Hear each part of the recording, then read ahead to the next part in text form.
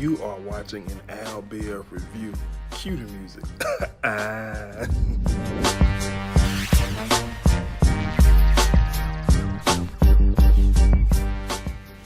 What's going on, guys? I'm back with another Haves and Have-Nots review. If you're new to my channel, be sure to subscribe. Everyone, be sure to like, comment, and share. I just got back from the gym, so I'm a little tired. But we're gonna do it anyways. Happy Wednesday. The show picks up where it left off last week. The goons that David sent to beat up Justin, they let him live, and they basically tell him to stay away from Justin. Not Justin, but Jeffrey, and just leave him alone. Now I was upset because I was just like, y'all gonna let him live?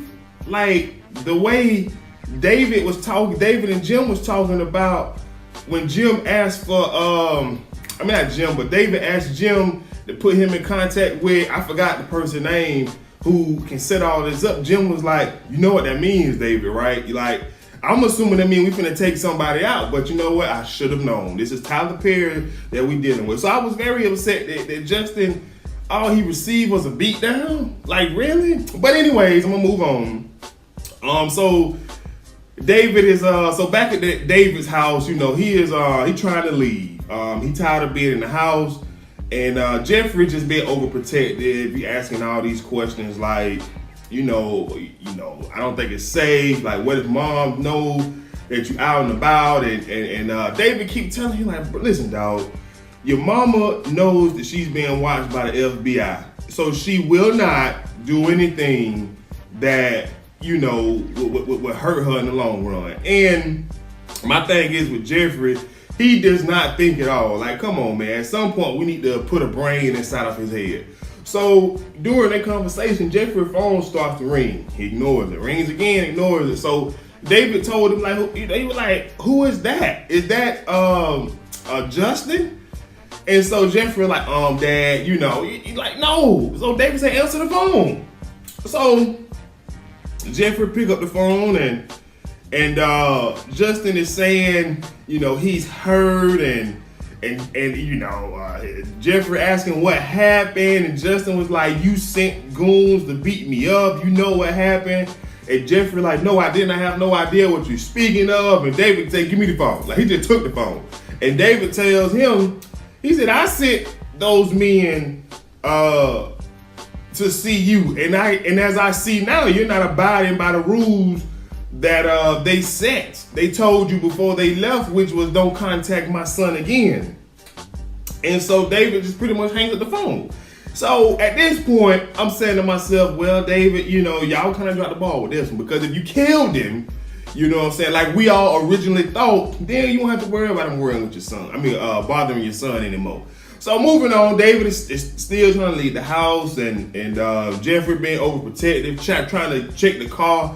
And my whole situation with Jeffrey trying to get in the car, start the car before David would be, you gonna blow yourself up, or better yet, blow both of y'all up, because y'all in the same vicinity. If you get in the car, crank it up, and it blows up like it did Erica, you know who else gonna do the same thing that happened to you that last time, gonna happen to him again, except for this time, you gonna be dead and not Erica. But anyway, David goes on to tell me, like, look, dog, I got some alarm systems, because the alarm went off for some reason. He said, I got some sensitive alarm systems put on my car and your car. That way, as anybody get near these vehicles, I get a text message like right then and there. And so, you ain't even got to worry about that. So moving on, because I'm tired of talking about them too. You know what I'm saying?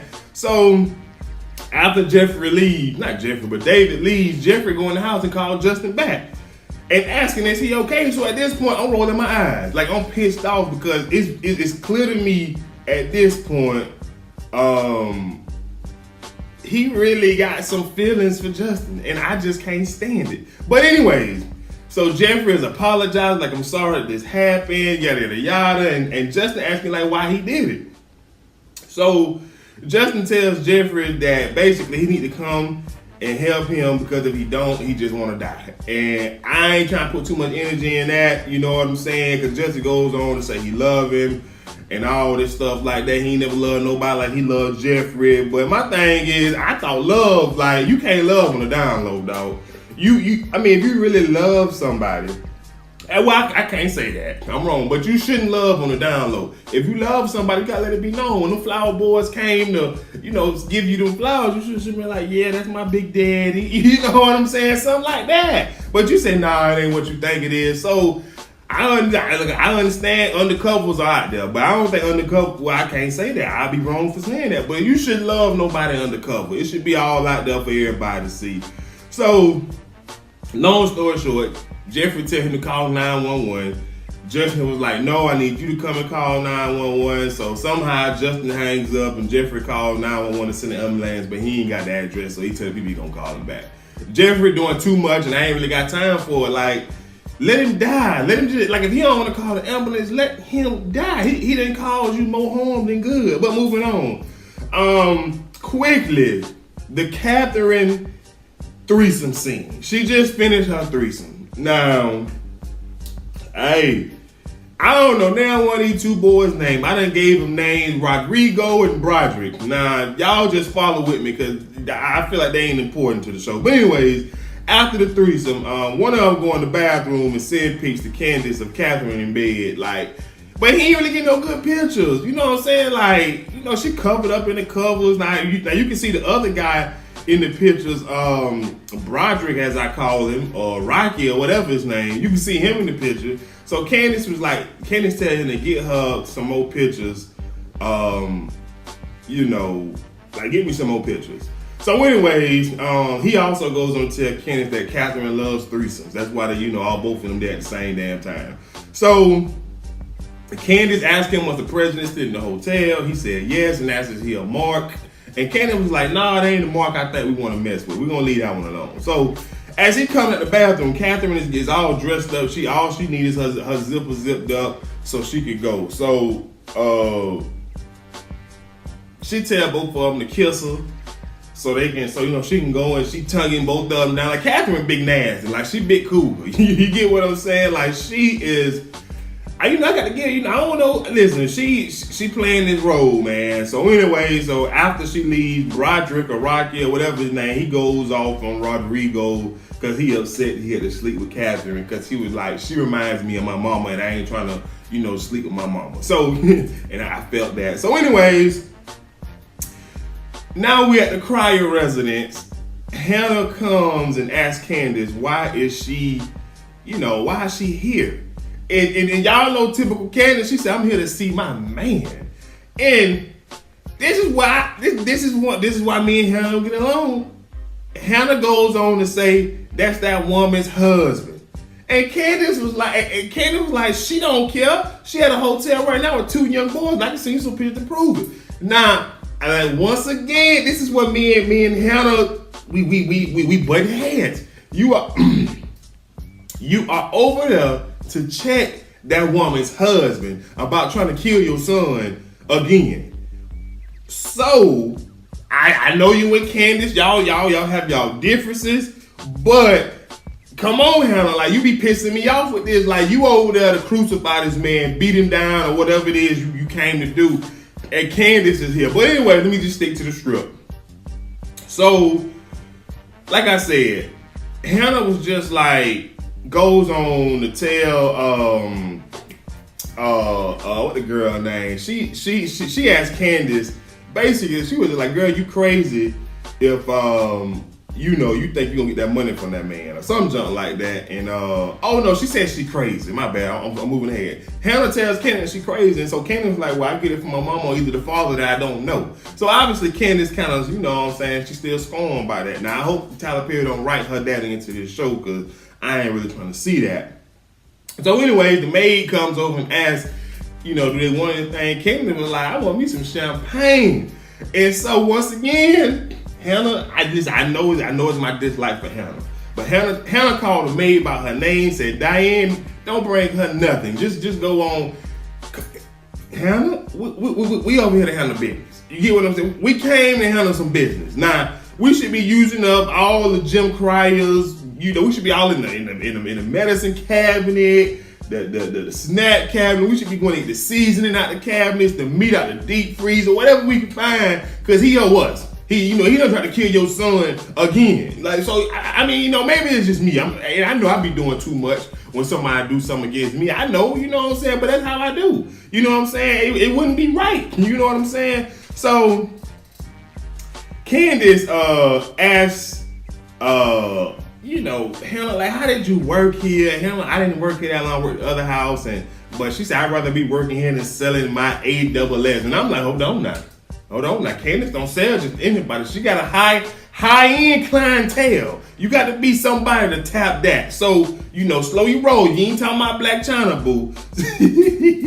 So then Hannah go as far as saying that Candace is wrong for stealing that boy inheritance. And I'm just rolling my eyes because I'm just like, at this point, he done tried to kill your son. He done came to your house that his wife is letting you live in, try to kill your son. And you, come on now, keep that money now. I need you to keep that same energy you came over there with. So then she asked about the president and she blackballing him. And then Hannah just go on this whole rant. She was just like, don't nobody like me nothing to you. Then she gets up and show Candace a video of her son playing on her cell phone. Obviously, this is hitting Candace. Candace like she don't want to see it, move out the way. And Candace still blaming her for her son's death. And then Hannah was just like, I've been thinking about this thing lately, and I think that now you are starting to blame yourself, rightfully so, for your son's death. So Candace put some headphones in and music on because she ain't trying to hear Hannah. Now, I kind of do have a problem with this. You know what I'm saying? I understand what Hannah is attempting to do, which is actually make Candace feel some type of emotion. But you can't tell nobody how to grieve. But most important of all, that's Candace's son. It's like you throwing, I felt like, and I know y'all may feel different, but y'all know y'all may be like, it's because you don't like Hannah, but I felt like Hannah was throwing that up in Candace's face at the moment to, humble her, or at least try to control her for the time being. That's just how I felt. I felt like it was uncalled for her to actually pull a video up of her dead child playing and try to make her watch. I just felt like that was just kind of, borderline harassment. That's all I'm saying. So moving on, the DA, so the DA tells Wyatt that he can leave as soon as he testifies to tell the grand jury what happened, the truth. Wyatt was like, he need a fix first. I'm tired of this boy, so Wyatt was just like, look here, doc. If I don't get a fix, I'm not telling y'all nothing. So the DA told one of the other attorneys to, go and get a lawyer to come down here and give him some kind of fix so we can get him to talking. So I don't know. That just shows you how desperate the DA is to get Jim Cryer. So moving on, Jeffrey calls 911 again, asking about Justin. And then he finds out that Justin checked himself into a hospital. So we already knew where this was going, right? So Madison is now showing up at work at the hospital. And there's another nurse that's sitting behind the charge desk. I guess it's the charge nurse. And, he hating. He asking Madison, like, man, how you get to work half your shift here and half your shift off, at somebody's house. Like, he hating. So he also goes on to tell Madison they got a loony.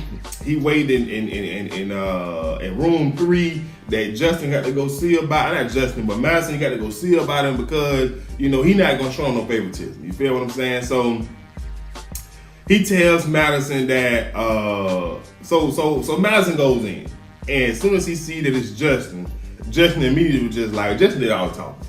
Justin was just like, you see what he did to me? He said, you see what you did to me? All because I love Jeffrey. This is what you did to me. So he goes on to tell Madison that, this is what's going to happen to you. Jeffrey is ruthless. He only care about himself. He don't love nobody. He'll turn on you just like he turned on me. I'm kind of over it. You know what I'm saying? I'm kind of over it, so I ain't really trying to put too much energy into it. So Madison comes out mad, and he's telling the charge nurse that he can't help that guy because that's the guy that attacked him. And the nurse was like, are you sure? If so, you can call the police because you said you didn't know and the camera wasn't working, yada, yada, yada. So Madison was just like, he is the police. We can't call the police. And I'm just like, man, see, this is, y'all got to do some homework. If you would just call the police and let them know what's going on, they'll probably be like, okay, he already under investigation for XYZ. We'll, add this to the, whatever. So Jeffrey shows up looking for Justin. I'm rolling my eyes. Madison asked him, is he really going to go in there and see him? And at first, when Jeffrey showed up, I felt like Madison was happy until Jeffrey said he finna go in there and see him. So Madison then proceeds to tell Jeffrey not to call him anymore, that it was a mistake of them two trying to get to know each other. And I'm just like, dang, boy, that dog, it's that easy to run him off. Like, you know what I'm saying? So Justin go in to talk to Justin, and it was a whole bunch of nothing to me. Justin up in there saying, I love you, I never loved nobody like you. XYZ, are you gonna come back and see me again? Yeah, look, I ain't got time for it. I'm tired of it. It's just too much. Let him die and, you know, be done with it, man. So Jeffrey basically told me, man, I don't think you in love with me, just infatuation. I got a licensed doctor that I need you to go see to get some help, and yada, yada, yada. So Jeffrey leaves. As Jeffrey leaves, Madison tells him that he's sorry that, Jeffrey tells Madison that he's sorry. He was just like, you wouldn't understand this, but you have to respect it. And Madison was just like, you know what, it is what it is, but I mean, you know, I can't respect it because I got some bruises that, you know, make me feel another type of way. So Jeffrey was like, all right, I see that my dad's living in. I just talked so super fast, I felt like. So Jeffrey was like, I'll see you later at my dad's. Now Madison was like, no, I'm actually trying to get unassigned from that, get another nurse reassigned to that. And Jeffrey was just like, oh, okay. So, you know, I don't even put no energy in this. So now moving on, mention Benny, they trying to find the Cryer house. They done pulled up at the old house that's basically toasted. So Benny is calling Hannah and Candace. Neither one is answering, which I'm confused because Hannah is watching a video of her grandson play. I know she see Benny calling, and Candace is listening to music on her cell phone. I know she see Benny calling. So he then proceeds to tell Mitch to call his people to see if they can find out where they at. Mitch don't want to do it, but he was like, Benny, you gonna open on this? Yada, yada, yada. Then they had like a little small talk about Candace. Mitch told Benny that Candace and the president got a thing going. She gonna be future first lady, and Benny just can't believe it. He was like, nah, ain't no way, no how. But that was pretty much that scene in a nutshell. So moving on, we at Veronica house. We got 2 FBI agents outside. You know, they put on surveillance, and she pulls up. She sees him. She walks over. She tells him, like, look, y'all might well come on up in the house because y'all ain't going to find nothing out by, you know, sitting out here. You can do your job better if you're in the house. So obviously they decline. So then David, he pulls up. So Veronica, as she sees David pulls up, she was like, hello, darling. You're home. Be like, welcome home. You know, I kind of thought it was kind of funny because, you know, she a little cuckoo. So, you know, she asked him about his back, and he was just like, it's not feeling well. And she was like, oops, I'm so sorry. You know, I know it's a little subtle joke, but just go with it. So anyways, you know, they go inside, and he asks her maid there, Allison, and she tells him, no, that heifer is trying to sue me for her hostile work environment. And David, I mean, we all believe it. You know what I'm saying? Well, we see it. You know, David believes it well. So anyway, she goes on to ask David, you know, does he recognize the rug that he's standing on? And he was just like, no. And she was just like, not even those blood stains that I left there on purpose. And basically these stains in this rug reminds me of the very moment that you have became dead to me. And David was just like, oh yeah, kind of like those same moments I have, like when you sent Erica to me and you blew up the car and made me mess up my back, like you dead to me too. So anyway, she asked him why he here. Like they cut the small talk. So he says that he want to take her to dinner and to apologize, and she says she don't trust him, and he's saying all this like, I realize how much I love you, how much I was wrong for trying to replace you, and yada yada yada. And obviously he trying to shake her.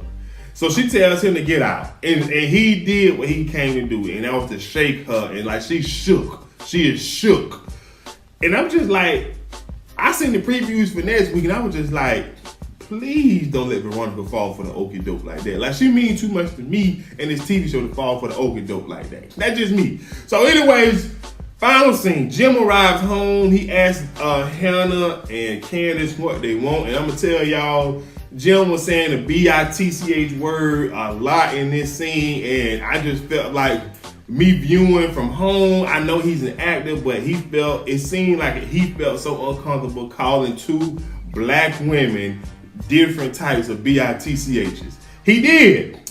So anyways, he asked Hannah, he asked what they doing. Hannah was like, well, Candace, I'm gonna let her go first. So Hannah tells him that if anything happened to her son, Jim said, let me finish that for you. What you gonna do? And Candace jumps in and say, well, she might not do nothing, but I will. And he said, what you gonna do? Parade some naked pictures of me around town? And so Candace asked him, like, did you come after my brother? And, she says, he calls her a B. He was like, you ain't gonna do nothing. I did it. Yeah, I did it, and I'll do it again. So long story short, Jim tells Candace to get him his money, or there's gonna be 3 more stabbings. And finally Hannah takes up for Candace. I never seen Hannah take up for Candace. She goes and tell Jim, I wish you would come after my kids. And so he calls her the B word. He's like, nah, I ain't gonna say the B word, because I know the black women, the B word is you don't do that. Which, like I said, he was uncomfortable with this scene. He was. So he calls her the B word. So Hannah started taking off her earrings and telling him that he don't scare nobody. And so he called both. He said, man, both of y'all ain't nothing but some B words. You know what I'm saying? So Hannah slaps him and this thing that jumps him. They start beating him up. So look, I'm gonna just dive into it. The episode was okay. It was mediocre at best, right? Next week seemed like it's gonna be good. You feel what I'm saying? And I just hope, I know it's probably only this much percent of hope that now that Candace and Hannah, they fighting a fight together against Jim. They team up and they can fix their relationship, because I can't stand Hannah. I know Candace trifling. I know she ain't no good to some people. I know she a helpful. I know all of those things. But she my girl. And Hannah be pissing me off, because as much pain and stress that Jim done caused to her and her baby boy, she need to jump on whatever wave Candace on to get back at Jim. That's just how I feel. But that's all I have, guys. Y'all be sure to have a great Wednesday. Be sure to subscribe, like, comment, and share. And I'll see you guys next time. I'm out of here, man.